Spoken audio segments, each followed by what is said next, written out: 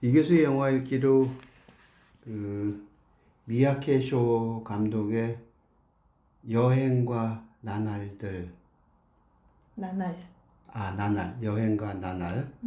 영어 제목은 Two Seasons, Two Strangers입니다. 이 영화에 관심을 가지게 된 첫 번째 이유는 그 주인공인 심은경 배우 때문입니다.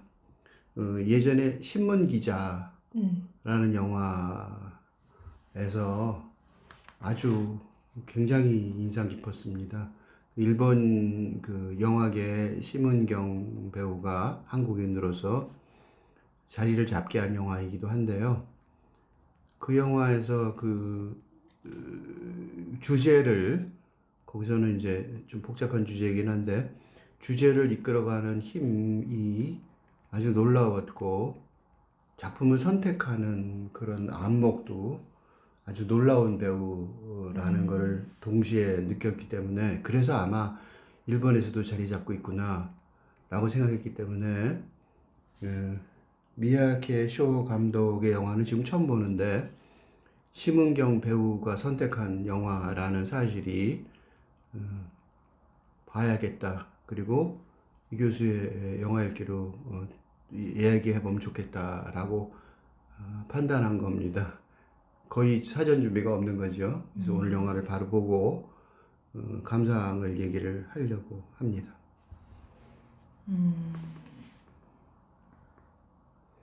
일단 인상적인 부분은 그 영화 안에 영화가 있는 구조였어요. 그래서 이제 처음에 글씨를 쓰면서 영화가 시작하잖아요. 그래서 이제 대본집, 그 시나리오 집의 그런 그 나레이션부터 시작이 되는데, 그렇게 시나리오 이렇게해서 이렇게 글자로 문장으로 묘사된 글을 보다가 이제 영상으로 바뀌어서 다시 보게 되니까 그게 그냥 좀 의식을 좀 하게 되더라고요. 그래서 작가가 무슨 생각을 하고 저 영상을 만들었을까, 이런 생각까지 하면서 보게 되는 그런 도움을 좀 받았던 것 같아요. 그래서 맞다, 이거는 그 심은경 배우가 이제 영화 안에서 영화를 또 찍어서 그걸 보여주고 있는 거였지, 이러고 떠오르게 돼서. 그래서 그러면 그러니까 조금 더 이제 영화를 보는 입장에서 그러니까 마지막에 그 영화 진짜 상영회 같은 걸 해가지고 그걸 영화과 학생들이 같이 보는 그 장면이 나오잖아요. 그 학생이 된 것처럼 이미 보고 있었던 것 같아요. 그래서 나중에 학생들이 질문하고 막 질문 주고받는 거에도 자연스럽게 녹아드는 그런 구조였던 것 같아서, 그 부분에서 좀 뭔가 도입부가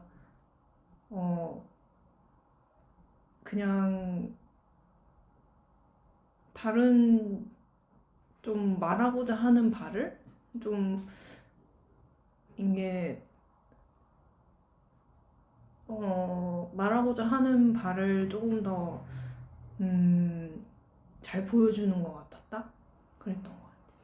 이 영화가 두 편의 만화를 연결해서 시나리오 작업을 했다고 그러는데, 첫 번째 만화가 제목이 그 해변의 서경이에요. 그 조금 전에 말한 그게. 근데 서경이란 거를 한자말인데 사전을 찾아보니까 자연의 경치를 글로 나타냄, 이 해석이에요. 그러니까 자연의 경치가 있는데 시나리오 작가는 그걸 글로 써야 되는 거죠. 그래서 이제 그 해변의 서경, 그리고 이제 바로 해변 장면이 나오잖아요. 그러니까 아주 제목을 똑같이 영어로 딱 옮겨 놓았어요.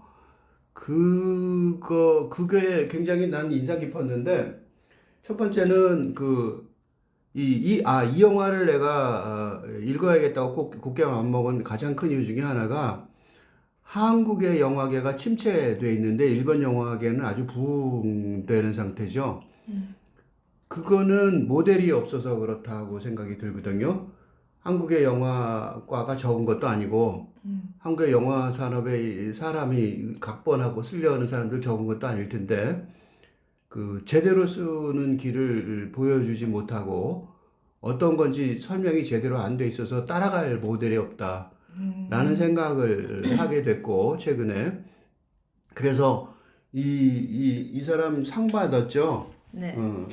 노테르담 영화제 로카르노 영화 국제영화제 황금 표범상을 받았는데 그러니까 일본 영화 감독들은 왜 상을 이렇게 많이 받고 그러니까 모델들이 많은 거죠.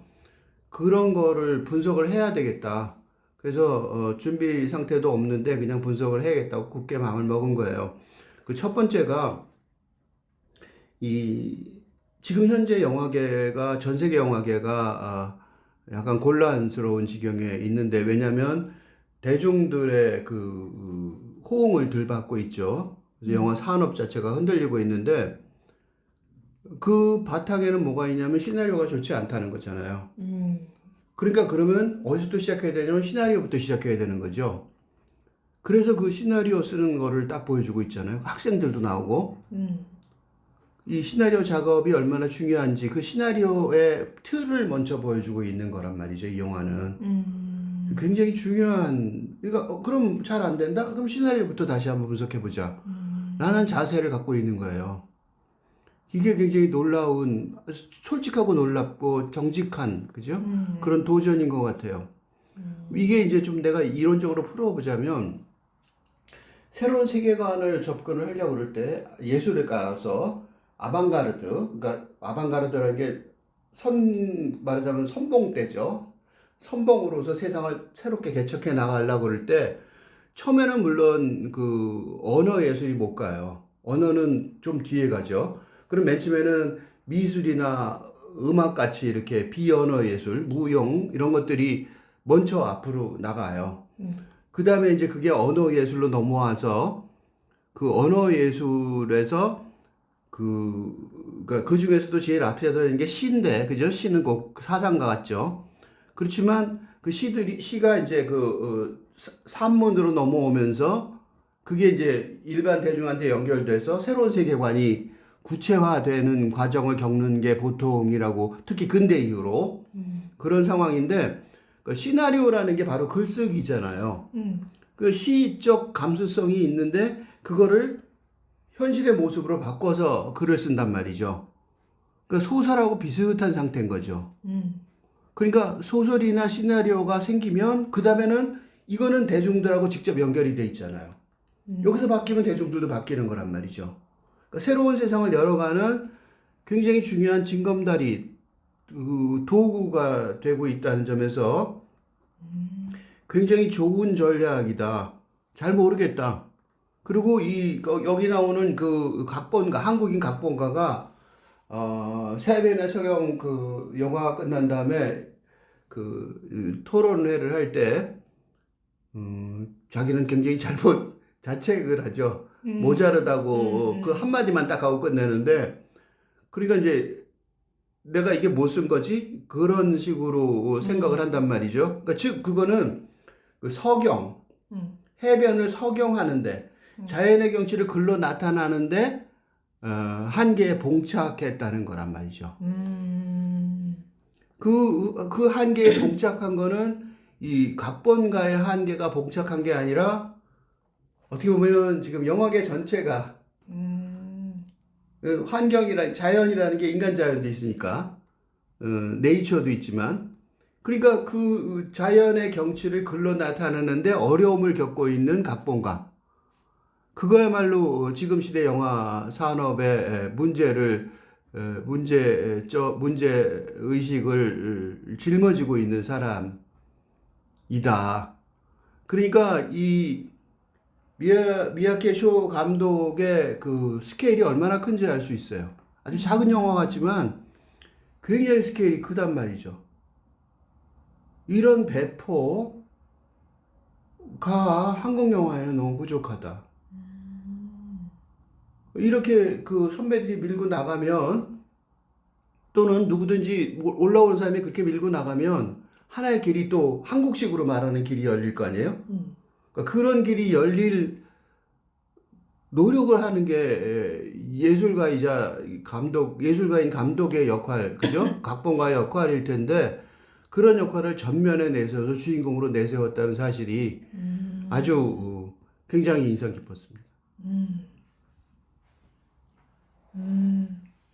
그리고 그 극중 극에 대한 얘기를 했으니까 그 안에 내부의 얘기도 또 해야 될 것 같은데, 그 여름의 이야기였는데 사실 그 부분에서 저는 이제 조금 졸았어요. 그래서 뭔가 이렇게 막 이렇다 할 어떤 되게 주제의식 그런 걸 좀 못 느끼고 지나갔거든요. 그래서 그래도 떠오르는 게 있다면 이제 그 남자 주인공이 얘기했던 그 바다에 떠오른 그 시신 이야기랑 그리고 그 뭐지? 여행을 둘 다 왔는데 근데 뭐지 삶이 그러니까 자연으로 이제 여행을 근데 두 사람 여자 주인공 남자 주인공 둘 다 이제 어디 그 처음에 남자 주인공도 그 해변에 사람 많은 데 있다가 이제 조용한 데로 오고 여자 주인공도 그 조용한 데로 찾아와서 둘이 만난 거잖아요. 그래서 그 사람 둘이 완전히 자연 속으로 이 문명과 제일 떨어져 보이는 곳으로 가서 얘기를 한 게 이렇게 살아있는 기분이 든다는 그런 얘기를 했었어요. 그러니까 살아있는 것 같다는 얘기를 자주 했었는데, 그래서 그러면서 이제 뭔가 나중에 이대로도 괜찮다는 얘기를 또 했었어요. 그래서 그런 부분이 뭔가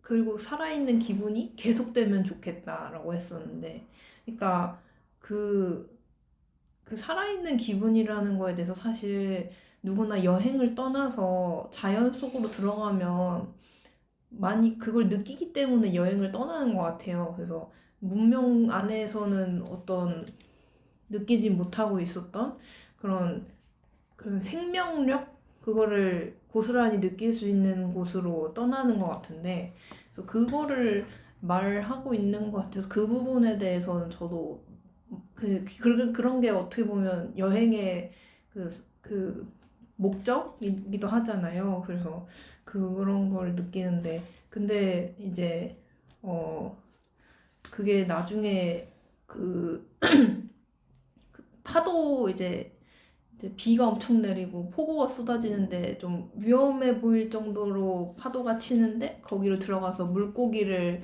발견하고 막 서로 수영하고 이런 모습으로 이제 연결이 되는 다음날 장면에서 그렇게 연결이 되는데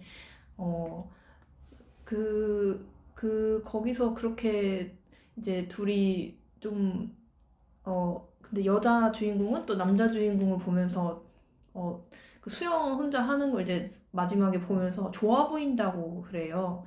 근데 사실 그 좋아 보인다고 말한 다음에는 또 이제 눈동자가 마지막에 정확히 어디를 향하는지 모르는 그런 상태로 그러다가 끝나거든요. 그 극중 극이. 근데 이게 뭔가 이제 좀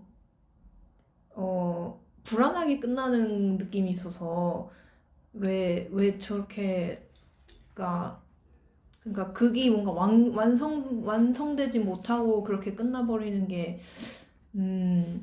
뭘 얘기하고 싶었던 걸까 사실 어지럽더라고요. 그래서 잘 모르겠다. 일부러 극중극을 만든 것 같아요. 일부러 극중극을 만들고 일부러 앞에 부분 그 극중극의 첫 번째 시나리오 첫 번째 시나리오가 그 여름바다의 남녀 청춘 남녀의 관계에 관한 얘기고 그 두 번째 시나리오가 전체 시나리오죠.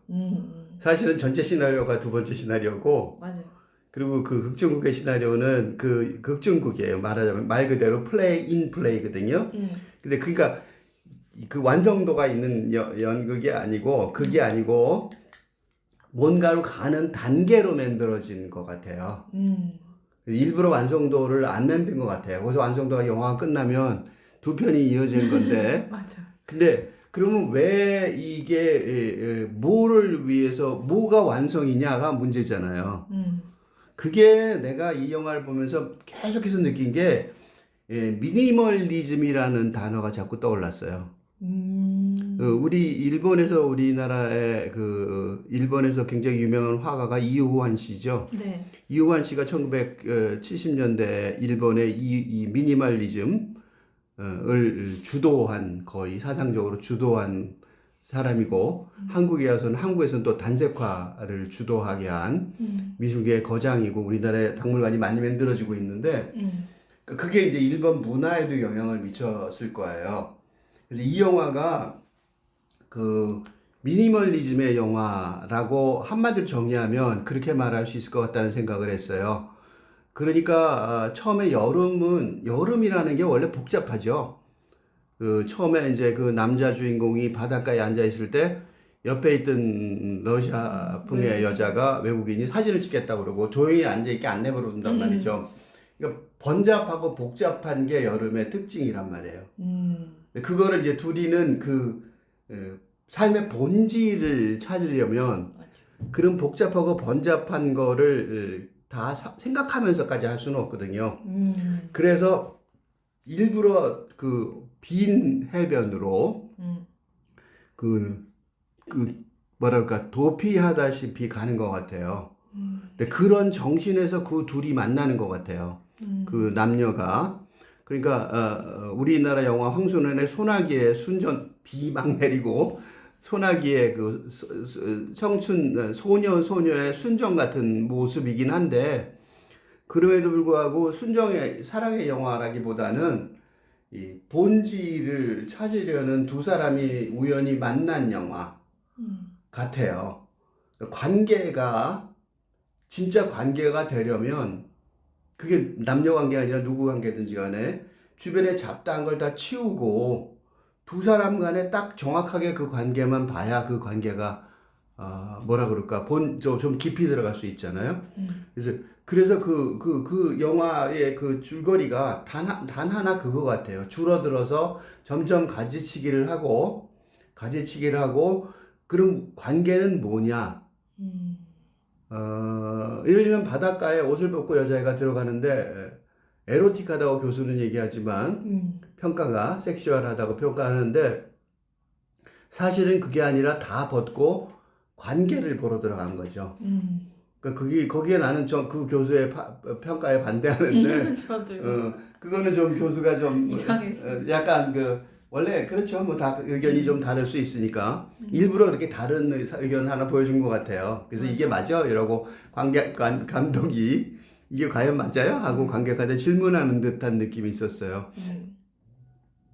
그래서 그런 미니멀하게 그런 걸 다 그러니까 여자가 옷을 수영복만 입고 나 어때 괜찮아? 이러면서 들어갔는데 그게 그런 어떤 유혹 다음날 떠날 여자애인데 무슨 그죠?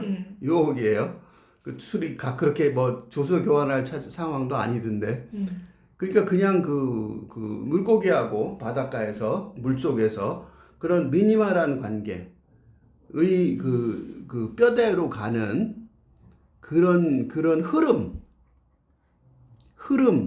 그 흐름이요.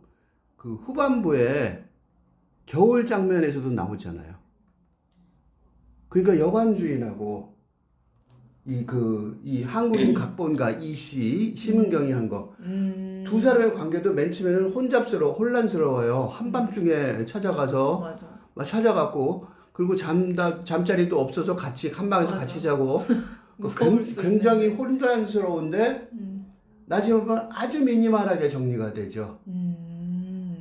정말로 미니멀하게 그러니까 그 관계가 그 첫 번째 장면하고 똑같이 심은경 이 여자도 언제든 떠날 수 있는 손님이잖아요.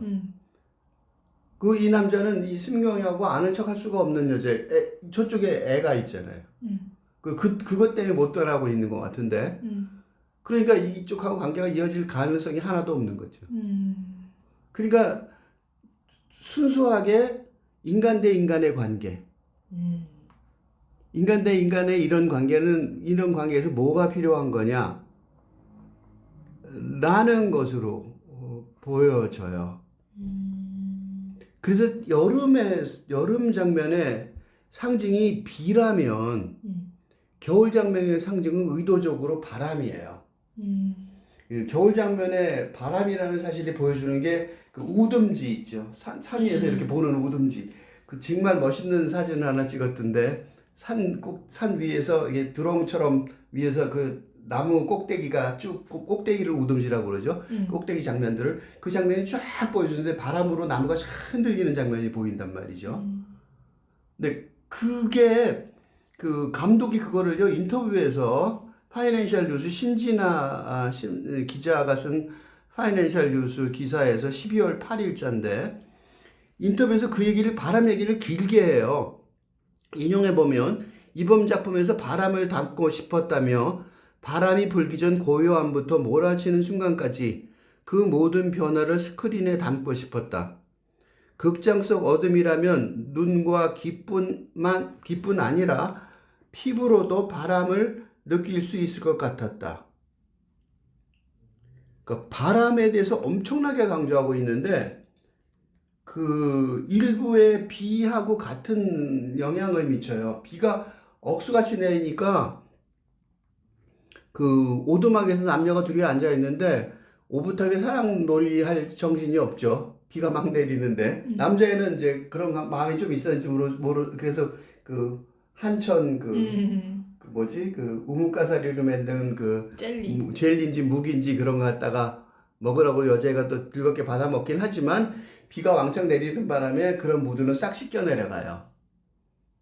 그리고 2부에서는 바람이 감독의 의도한 대로 그 비도 그냥 비가 아니죠. 폭풍우가 오는 비죠. 그걸 뚫고 간 거예요. 그러니까 비가 아니라 비바람이죠. 그러니까 비바람이 바람만 남은 거죠, 이제. 그래서 그런 식으로 그 미니멀하게 남기는데 목적이 있었다라는 생각이 들어요. 그래서 극중국은 미완성일지 몰라도 극중국에서 이어지는 전체 그 2부에서 완성되는 극은 완성적이었다. 그런 흐름이 있어서 그러니까 뭘 질문하냐면 그럼 그게 왜 미니멀리즘으로 했을까? 그거는 아까 맨 처음에 얘기한 거하고 연결이 돼요. 지금 시대에 진짜 중요한 건 뭐냐? 라는 질문을 하기 위해서는 곁가지를 다 빼고 본질적인 질문을 들어가려면 미니멀하게 질문을 해야겠죠? 그래서 그런 것 같은 느낌이 있었습니다.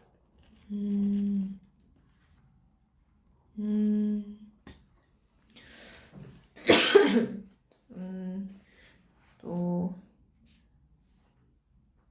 그, 근데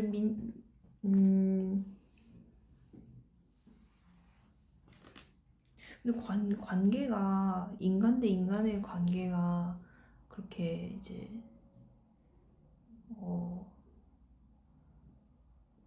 곁가지를 다 잘라버리고, 이게, 잘라버린다기보다는, 그러니까, 이제 핵심만 가지고 사람이 대화할 수 있으려면, 사실, 근데 아까 말씀하셨던 것처럼 그 주변에 그런 혼란스러운 거, 주변이 좀 시끄러운 거, 그런 거에서 벗어날 수 있어야 되는데, 네. 그래서 그 공간적으로 그걸 벗어나서 여관도 그 마을에서 되게 멀리 떨어져 있고, 그 수영하는 장소도 다 멀리서 떨어져 있고, 그 외진 곳이잖아요. 그래서 그런 표현이 참 잘 된 것 같은데, 근데 사실 그게 좀 납득하기 어려웠던 것 같긴 해요. 왜냐면 진짜 얼마 본 적도 없는 사람인데 뭘 믿고 저렇게 외진 데를 가나. 나 혼자 가도 무서울 곳이지만 둘이 가면 오히려 더 무서울 것 같은데 저럴 수가 있나? 그거를 이제 좀 그게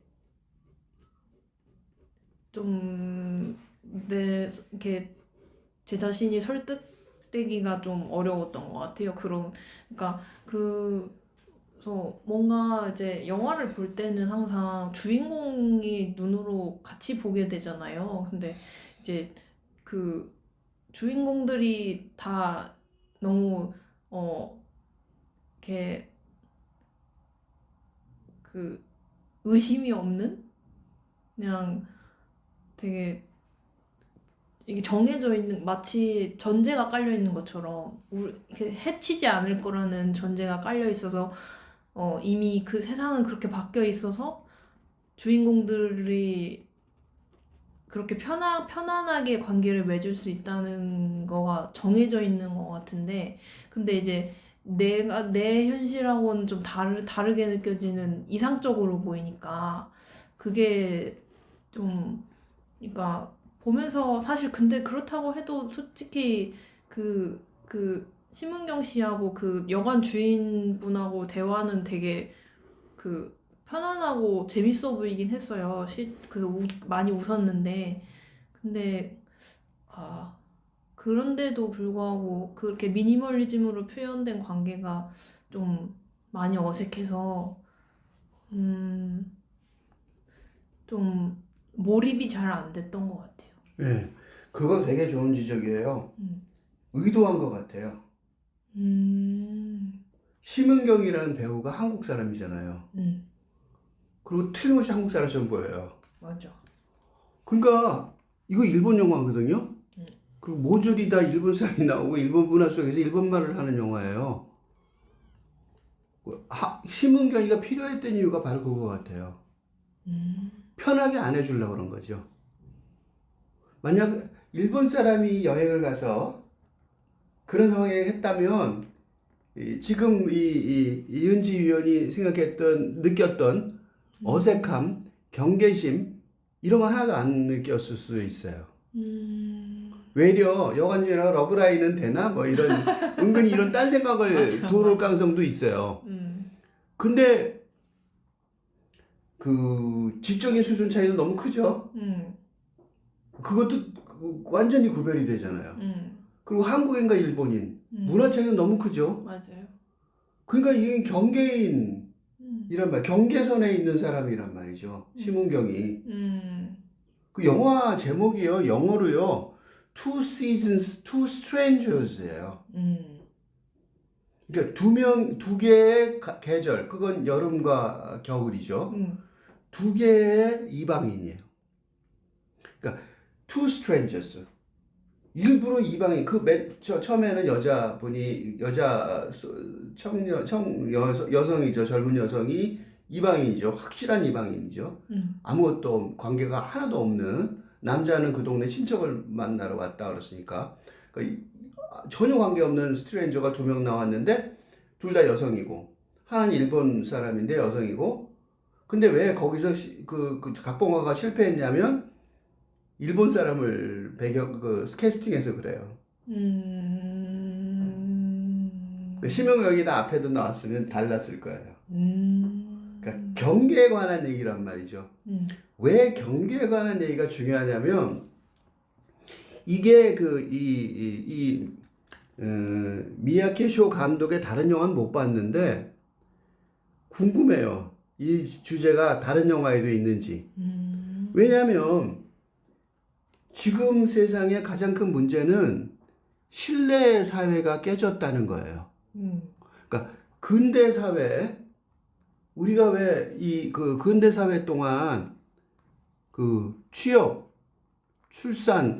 결혼, 출산이라는 거대 서사를 믿고 살았다고요. 그게 근대적인 세상이란 말이에요. 그러니까 누구나 다 취업하고 누구나 다 결혼하고 누구나 다 애를 낳고 그게 신뢰사회 아니에요. 물어볼 것도 없는 거죠. 그래서 요새 추석이나 뭐 명절 때 청년 세대하고 기성 세대하고 갈등이 심한 갈등이 가끔 생기는 것도 당연히 그런 신뢰사회가 이어질 거라고 생각하는 기성사회랑 그런 신뢰사회가 깨진 사회에 사는 청년 세대랑 같은 세상에 안 사는 거죠. 하나는 근대에 살고 하나는 탈근대에 산단 말이에요. 그럼 신뢰사회가 깨진 이 세상을 본다면 이게 미래인데 여기서부터 출발해야 되는 거잖아요. 그러면 그 신뢰사회는 어떻게 또 만들어질 수 있을까? 라는 게 굉장히 중요한 주제라고 볼 수 있어요. 데리다가 디모크라시 투컴 다가올 민주주의라고 말하고 설명을 길게 안 했는데 그런 새로운 다가올 민주주의가 오려면 새로운 형태의 신뢰사회가 와야 되는 거고 그거는 이방인들 그죠? 이방인들하고 어떻게 어색하고 경계심이 들지만 어떻게 편안하게 잘 살 수 있을까에 달려 있다고 보여져요. 그래서 이 감독이 지금 내가 말한 이 주제를 의도한 것일까? 아니면 그냥 다른 거 하다가 생긴 건가? 난 이게 핵심 주제일 거, 이 감독의 다른 영화를, 이 주제를 가지고 다른 영화를 보고 싶은데, 그런 건지 궁금하다는 생각이 들었어요.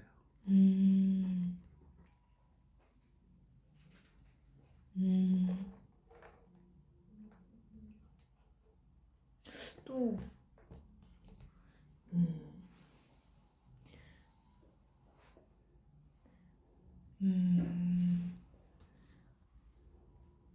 그래서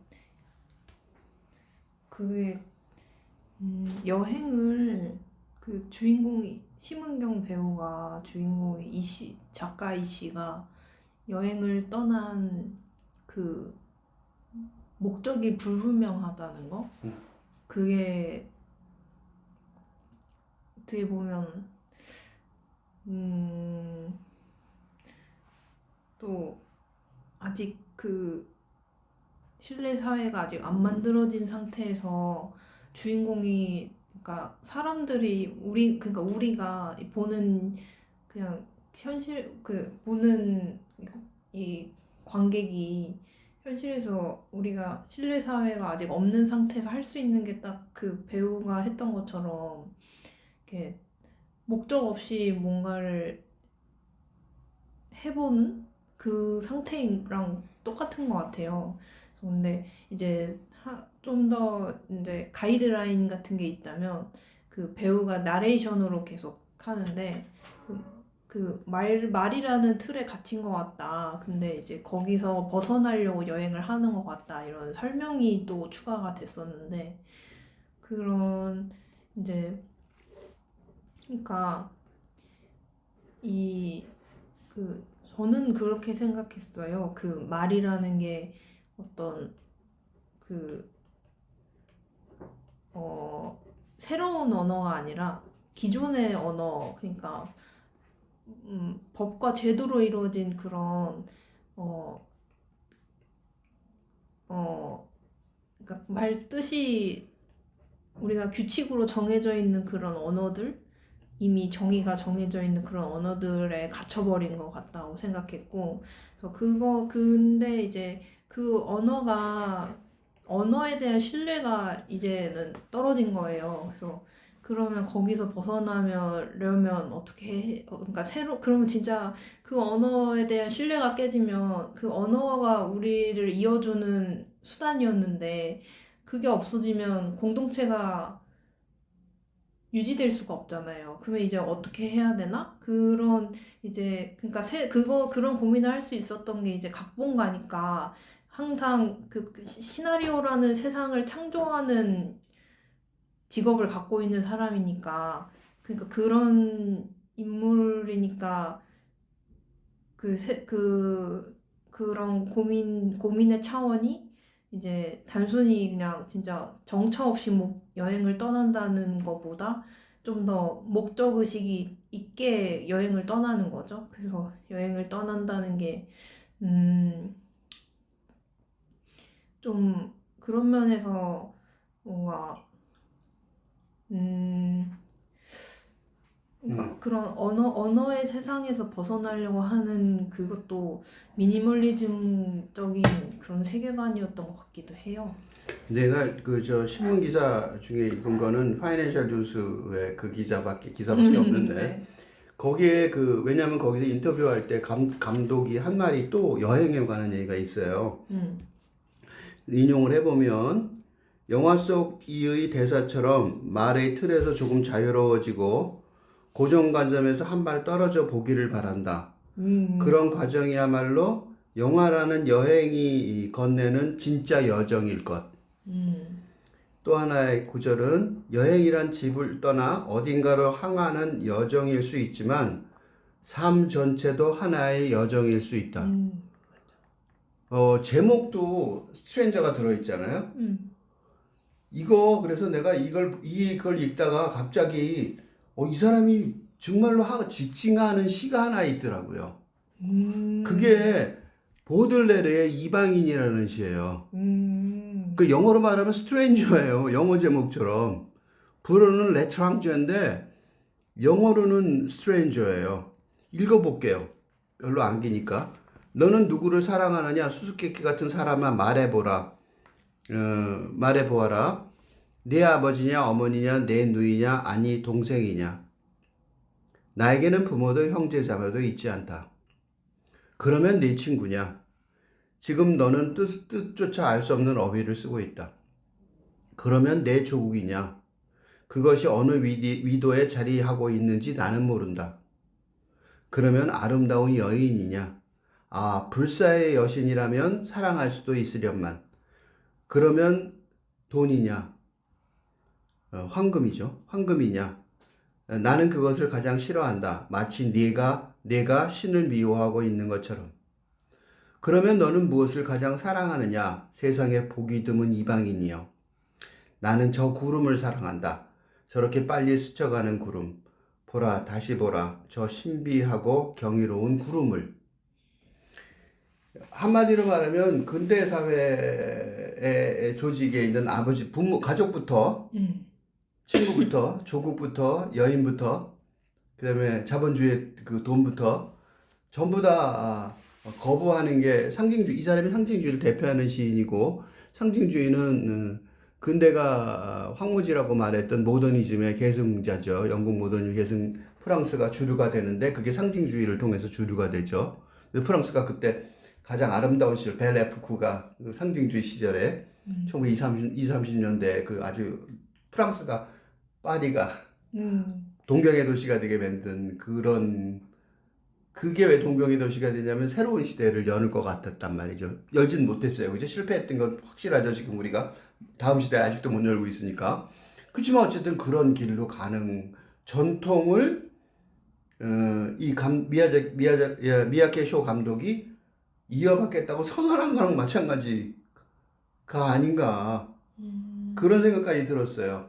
왜냐하면 이 각본가인 심은경이 한 이 시가 조금 전에 말한 것처럼 말이라는 틀에서 갇혀 있어서 자기가 힘들다. 그거는 다른 말로 하면 근대 난경을 말하는 거 아니에요? 그러니까 근대 규칙이라고 갖고 얘기한 것처럼 이은지 의원이. 그러니까 이거는 고향에서 사는 일이에요. 근대적인 세계관에서 사는 일이란 말이죠. 근데 교수가 뭐라고 교수가 권고하죠, 여행을. 그 여행 간다는 게 뭐예요? 한마디로 말하면 이방인이 되는 일이죠. 맞죠. 그러니까 교양에서 사는 일보다 이방인이 되는 일이 더 중요하다는 거예요. 그리고 가서 진짜로 이방인이 됨으로써 마지막에 이 각본가가 각본을 쓰기 시작하죠, 다시. 그게 감독이 제공하는 대답인 것 같아요. 그러니까 여행을 말했지만 사실은 그거는 감독이 설명도 열심히 잘해줬는데 그건 단순한 여행이 아니라 인생 전체가 여행이다. 뭘 말해요? 우리는 누구도 고향에 살지 않는다는 거죠. 그러니까 당신 지금 고향에 살고 있다고 생각하지만 고향에 안 살고 있다 이거예요. 그지? 그러니까 우리는 다 근대사회에 살고 있다고 굳게 믿고 싶겠지만 그렇지 못한 처지다 라는 선언이랑 마찬가지인 것 같은 느낌이 들었어요. 그러니까 중요한 거는 사상이 이렇게 뚜렷하다는 거예요. 뚜렷한 이런 사상을 가지고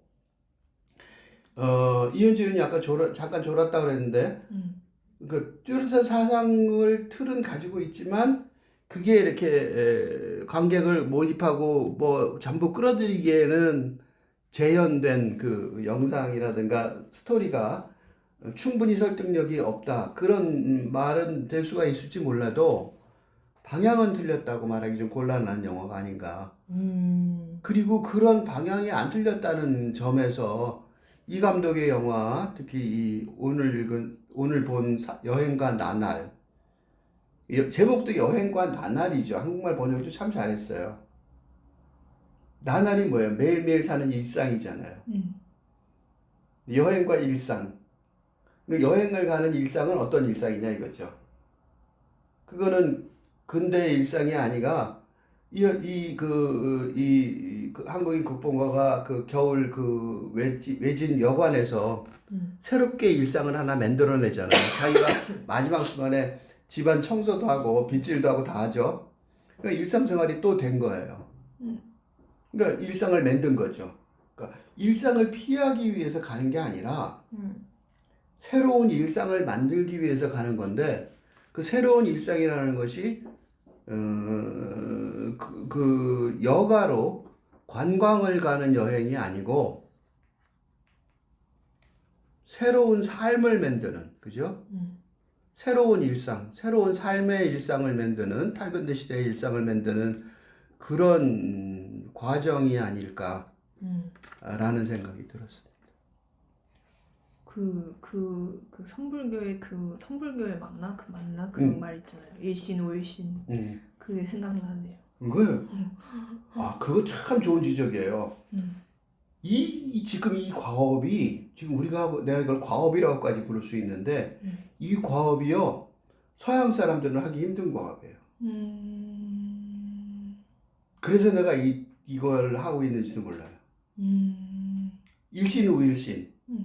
매일매일이 새로운 날이라고 말하는 그런 변화, 그러니까 총체적인 변화가 계속 일어나는 그런 삶을 서양적 사고에서는 불가능하죠. 서양은 체제가 갖춰져 근대적인 체제가 딱 가지고 과학이라는 게 오늘 다르고 내일 다르면 되겠어요? 그러니까 근대 과학은 안 되죠. 그러니까 근대 문명은 안 된단 말이죠. 근데 지금 시대는 그렇게 일신 우일신 해야 되는 시대란 말이에요. 그래서 내가 다른 곳에서 내가 여러 번 얘기했는데 영성 사상이 탈근대 시대에 굉장히 핵심 사상이 되어야 된다라고 말하는 이유가 바로 거기에 있어요. 그러니까 일신 우일신하는 세상, 그런 영성 사상으로 이끌어가는 세상, 그런 세상이 이 탈근대 시대의 새로운 세상이고 그게 바로 새로운 시대의 세상의 일상을 만들어 가야 되는데 그거는 지금까지 근대 사회, 서구 중심의 근대 사회로는 안 될 것이다. 그래서 처음에 이 각본가가 처음에 남녀의 사랑이 꼭 로맨틱 러브 같잖아요. 로맨틱 러브의 출발점처럼 보이잖아요. 로맨틱 러브는 서구 낭만주의 사상이잖아. 그러니까 잘 안 된 거예요. 잘 안 써진 거고. 그리고 사랑 얘기를 하고 싶은데 그냥 끊쳐버리는 거죠. 내일 떠나 갑자기. 갑자기 왜 내일 떠나요? 아무 이유 없이 여기 며칠 왔는지도 모르던 여자애가 뭐였죠? 4일인지 5일인지 잘 모르겠다고 그랬잖아요. 근데 갑자기 내일 떠나는 게 뭐예요? 낭만적 사랑을 완성시킬 수가 없다는 거예요. 그러니까 자기는 동양 사람인데, 한국 사람인데, 일본, 그죠? 일본 사람이고 한국 사람인데, 자기의 본틀이 동양의 전통에 있는데, 선불교의 전통이고, 그런 전통이 있잖아요? 근데 그거를, 버리고, 교수도 그렇죠. 에로틱, 섹슈얼, 그런 거. 그러니까 교수부터 서구적인 사고에 젖어 있는데, 그 서구적인 사고로는 해결책이 안 나온다. 교수가 각혈을 하고 죽는데 그것도 그거 상징인 것 같은 느낌이 들었어요. 그래서 그런 그 서구적인 틀로 해결할 수 없는, 그래서 극중국의 여름 장면이 미완성일 수밖에 없는 거죠. 그러니까 노력해도 안 되는 거예요. 그거는 한 개인, 각본가 한 개인의 능력 부족이 아니라는 거죠. 그러면 그 개인에 대한 비난이 되고 그 능력이 없어. 근데 영화 전체를 만들었잖아요. 능력이 없는 게 아니죠. 그러니까 그거는 누구 한 사람의 능력이라기보다 그 각본가와 교수가 따라갔던 추종했던 근대 문명의 한계를 상징하는 거 아닐까. 그래서 그런 분위기 속에서 일신우유신이라는 선불교의 화두가 자연스럽게 떠오른 게 아닐까. 그런 생각이 듭니다. 오, 멋있다. 근데 또 나중에 이제 그 여관 주인의 그래서 이제 새로 찾은 주제가 이제 이 여관에 대해서 써보라고 그러잖아요. 그래서 그럴까요? 하면서 이제 그래서 물어보는 게 애완동 토끼 이름은 누가 지어줬냐? 저기 그려져 있는 그림은 누가 그린 거냐? 이런 거 이렇게 사적인 질문 물어보니까 다 떠나고 없다 뭐 그런 식으로 대답을 했는데 그리고 그런 대답 후에 이제 또 잉어 얘기가 나오는 거예요. 그래서 이제 이 여관이 거의 망할 것 같으니까 손님이 너무 없으니까 어떻게 생계 유지에 대한 고민을 같이 하고 있는데 작가가 심은경 씨가 근데 그러면서 계속 말을 하니까 이 둘이 이제 잉어를 훔치러 가잖아요. 그래서 가서 어쩌다 딸도 만나고 그래서 그리고 카메라를 두고 오는 바람에 이제 도둑으로 몰려서 경찰까지 찾아오는 이 스토리 그게 사실 저는 그 내용이 뭘 말하는지 잘 모르겠는 거예요. 둘이가 만날 수 있으려면요, 둘이가 같은 지평에 있어야 돼요. 같은 수준에, 같은 땅에 있어야 만날 거 아니에요. 맞아요. 근데 첫 번째 여름에도 둘이 다 그 번잡함을 도망쳐서 여자는 내려오기 힘든 거죠. 내려오기 힘든 이상한 하수 물 지나가는 말하자면 여름 때 비가 많이 오면 물로 지나가게 하는 그 높은 데서 어떻게 내려온 거 아니에요. 그러니까 굉장히 힘들게 도망쳐 온 한적한 해변에 둘이 있음으로써 둘이 만나서 대화가 시작이 되는 거죠. 공유한 게 생겼으니까. 같은 지평에 놓인 거예요. 같은 지평이라는 게 뭘진 모르죠. 수준일지 뭔지 모르지만 하여튼간에 뭔가 있단 말이죠.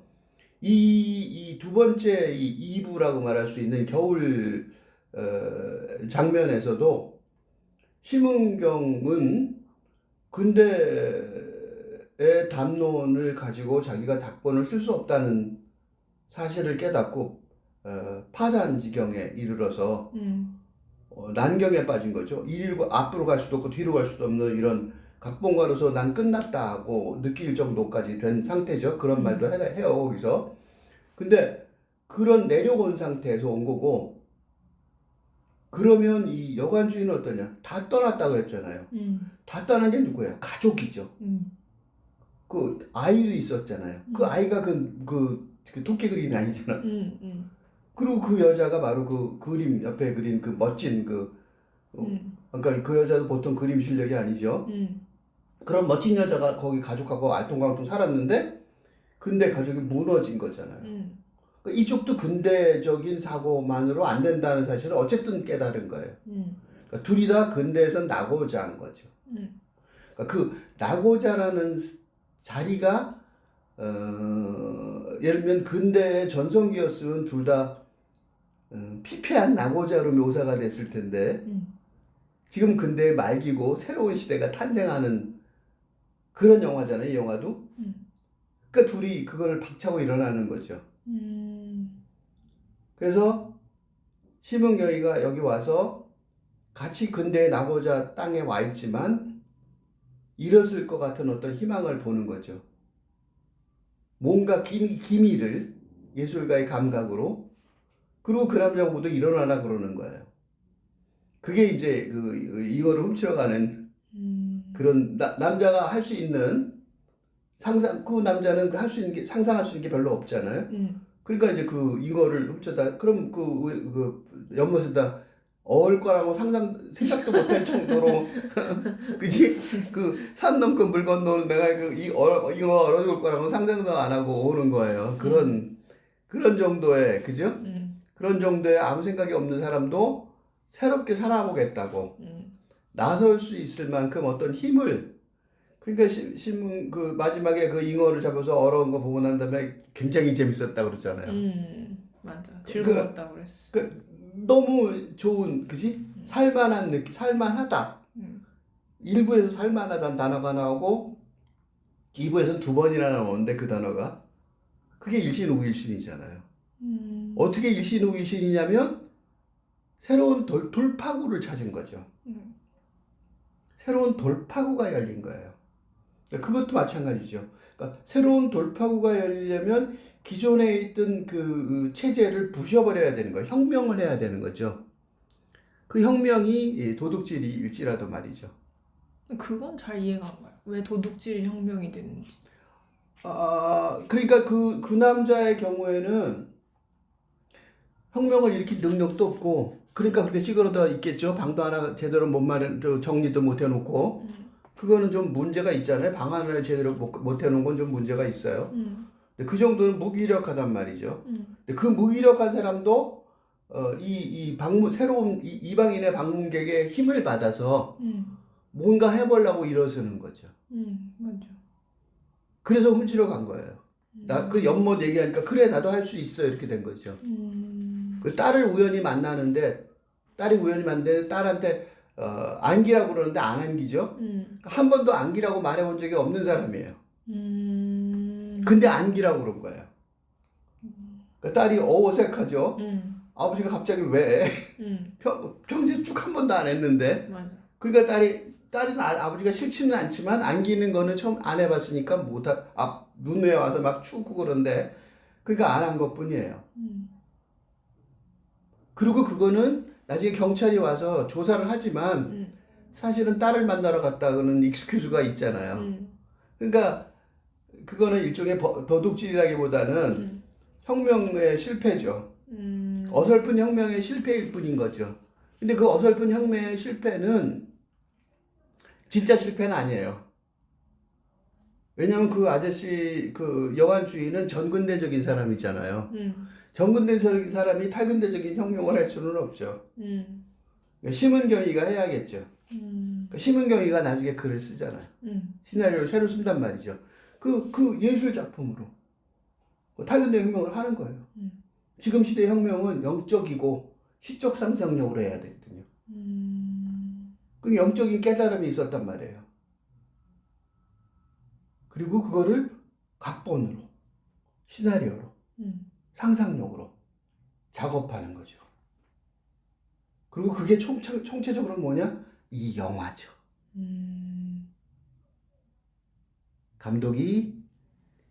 미야케쇼 감독이 이 영화를 관객들한테 이런 의미로 바칩니다. 라고 말할 수 있어요.